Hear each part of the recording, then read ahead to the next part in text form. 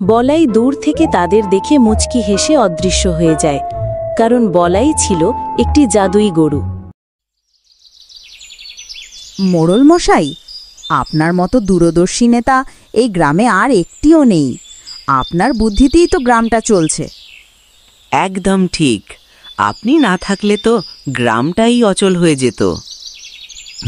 আমি জানি, তবে কি জানো, আমারও তো বিশ্রাম দরকার। সারা গ্রাম সামলাতে সামলাতে আমি টায়ার্ড হয়ে যাই।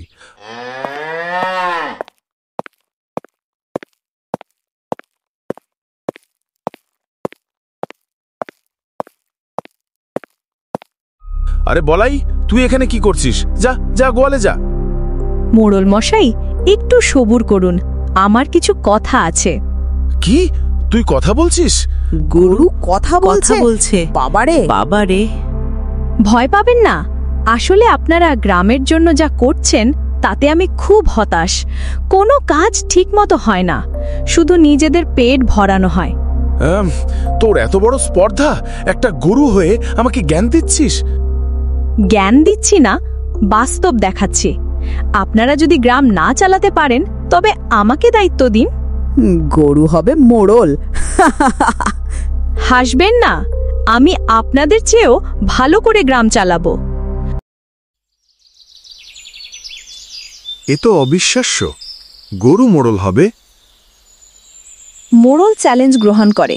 বলাইকে 1 সপ্তাহের জন্য মোড়লের দায়িত্ব দেওয়া হয়। তো গ্রামবাসীগণ, প্রথম কাজ হলো রাস্তাঘাট মেরামত করা, আর যে খালটা শুকিয়ে গেছে সেটা দ্রুত পরিষ্কার করে জল আনার ব্যবস্থা করতে হবে। কিন্তু মোড়ল মশাই, ওতে তো অনেক টাকা লাগবে। টাকা? টাকা তো আপনাদের পকেটে যায়। এবার থেকে কোনো দুর্নীতি চলবে না। গ্রামের কাজ গ্রামের টাকা দিয়েই হবে। সবাই মিলে কাজ করব। বলাইয়ের নির্দেশে গ্রামে কাজ শুরু হয়। গ্রামের সবাই অবাক হয়ে দেখে যে বলাইয়ের সব পরিকল্পনা কাজ করছে। রাস্তাঘাট মেরামত হচ্ছে, খালি জল আসছে, গ্রামের মানুষের মুখে হাসি ফুটেছে। বলাইয়ের মোড়লগিরির শেষ দিন। গ্রামবাসী আনন্দে উল্লাস করছে।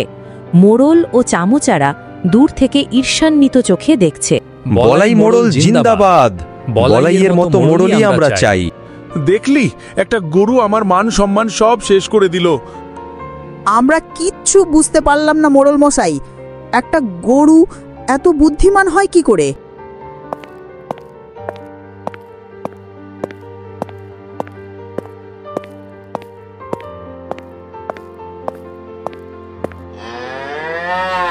গ্রামবাসীগণ, আমি আপনাদের কাছে কৃতজ্ঞ। আপনারা আমাকে সুযোগ দিয়েছেন। আমি প্রমাণ করতে চেয়েছিলাম যে মন চাইলে যে কেউ ভালো কাজ করতে পারে, তা সে মানুষ হোক বা গরু। এবার আমার দায়িত্ব শেষ। মোড়ল মশাই, আশা করি আমার কাছ থেকে কিছু শিখতে পেরেছেন। গ্রামের ভালো চাইলে আপনিও আমার চেয়েও ভালো কাজ করতে পারবেন। মোড়ল লজ্জায় মাথা নিচু করে। গ্রামবাসী হাসে। বলাই শান্তভাবে গ্রামের দিকে চলে যায়। মোড়ল অনুতপ্ত হয়ে গ্রামবাসীদের দিকে তাকায়। আমি ক্ষমা চাইছি। বলাই আমাকে অনেক কিছু শিখিয়েছে।